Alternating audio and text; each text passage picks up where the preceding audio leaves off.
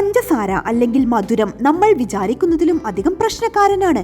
ഉയർന്ന രക്തസമ്മർദ്ദം, ശരീരഭാരം കൂടുക, പ്രമേഹം, ഫാറ്റി ലിവർ ഡിസീസ് തുടങ്ങി നിരവധി പാർശ്വഫലങ്ങളാണ് ദിവസവും പഞ്ചസാര ഉപയോഗിക്കുന്നവരെ കാത്തിരിക്കുന്നത്. പഞ്ചസാരയുടെ ഉപയോഗം കുറച്ചാൽ മധുരിക്കുന്ന ആരോഗ്യഫലങ്ങളാണ് ഉണ്ടാകുന്നത്. ഒരു മാസത്തേക്ക് മധുരം ഒഴിവാക്കുക.